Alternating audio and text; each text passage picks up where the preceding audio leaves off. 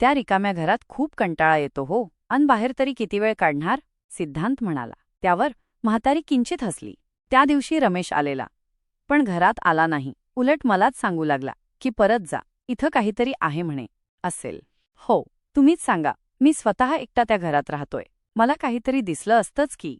तेच तर, या रमेशसारख्या शिकल्या सवरलेल्या पोरानं अशा गोष्टींवर विश्वास ठेवावा, म्हातारी आश्चर्याने म्हणाली.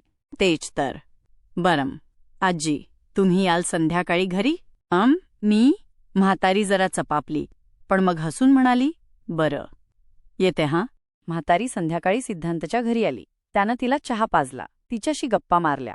बोलता बोलता सिद्धांताची नजर खिडकीकडे गेली. खिडकीची चौकट अंधारू लागली होती. पोरं, मी आता येते, बराच वेळ झाला. बाहेर नजर टाकत म्हातारी म्हणाली. जरा वेळ थांबा ना, एका खोलीत आईचं काही सामान आहे, त्याबद्दल विचारायचं होतं, सिद्धांत म्हणाला. बरं, बघूया चल, काहीशा नाईलाजाने म्हातारी म्हणाली. खोलीचं दार उघडून सिद्धांत आत शिरला. म्हातारीनेही आत पाऊल टाकलं. खोली अंधारात होती. सिद्धांतने दिवा लावताच म्हातारीला दिसलं की ती स्टोअर रूम होती. बरंच जुनं पुराण सामान खोलीत धूळ खात पडलेलं. पुढे होऊन सिद्धांत शोध घेऊ लागला. म्हातारी जागीच उभी राहून खोलीभर नजर फिरवत होती. ती जरा अस्वस्थ झाली होती. या घराबद्दल गावात असलेल्या अफवा, शेवटी तीही एक साधीबाई माणूस होती. स्वतःहून या घरात ती आलीच नसती. खोलीत उजेड होता, पण तो पिवळट उदासवाणा उजेड धीर देण्याऐवजी अस्वस्थ करत होता. त्यात ही शांतता.